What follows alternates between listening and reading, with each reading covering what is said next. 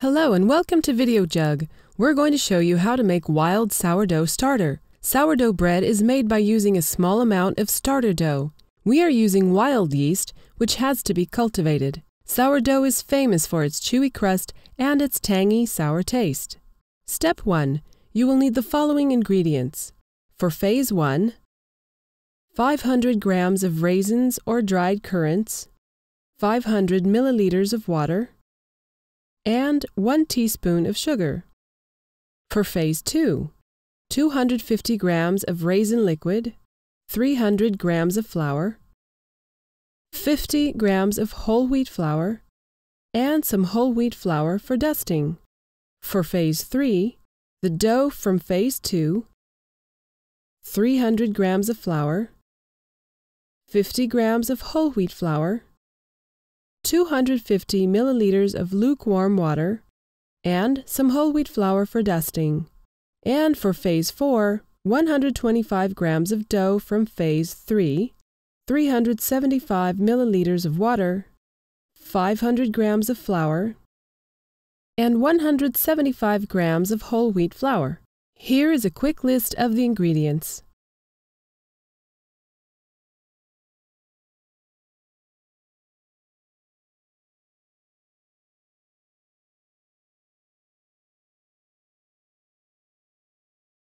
You will also need the following utensils. For Phase 1, a plastic container with lid, a sieve, a bowl, and a spoon. For Phase 2, a small wooden basket lined with cotton, but this is optional, a plastic bag, and a mixer with hook attachment. For Phase 3 and 4, a mixer with hook attachment, and a plastic container with lid.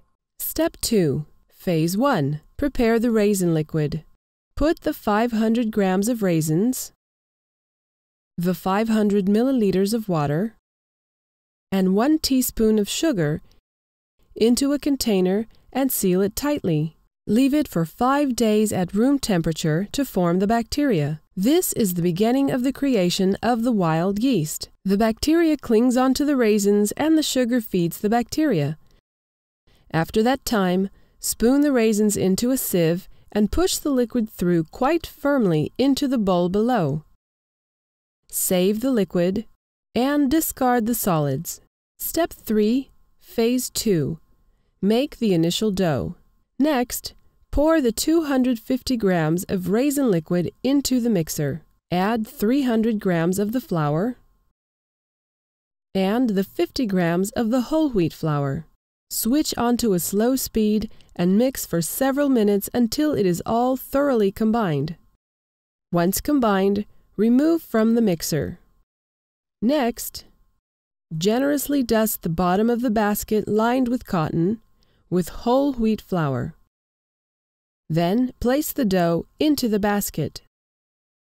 Dust the surface of the dough with some more flour and cover it with a clean plastic bag. Leave it for 4 hours at room temperature to start its fermentation process. Step 4. Phase 3. Make the mother dough. After the 4 hours, put the dough from Phase 2 into the mixing bowl. Add 250 grams of lukewarm water, 300 grams of flour, and 50 grams of whole wheat flour. Tip: in order to help the sourdough, now is a good time to add a pinch of the fresh yeast as an option. Now knead it for a few minutes until it forms an elastic dough. Next, dust the container bottom with some whole wheat flour and place the dough into the container. Sprinkle the top with more flour, cover with the lid, and let it sit for 2 hours at room temperature. After 2 hours, place it in the fridge overnight. Tip: the ideal temperature for the dough to rise and ferment is 4 degrees. If it is colder, the dough will not rise. Overnight, the dough should have doubled in volume as we see now. If it has not, leave it out at room temperature until it does. Tip: this is what's called the mother dough.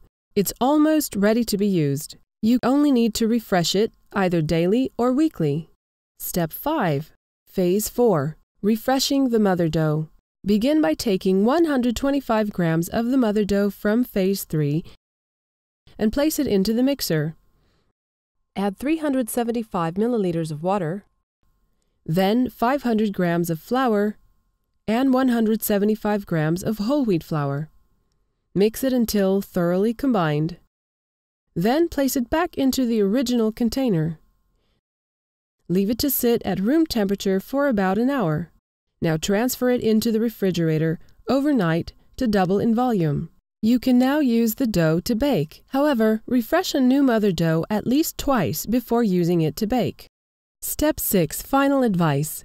Tip: remember to treat your sourdough like a living thing. It must be fed or refreshed all the time, like a pet. If you go away, you can freeze it. Then take it out 2 days before you need it. You will need to refresh it again and leave it overnight.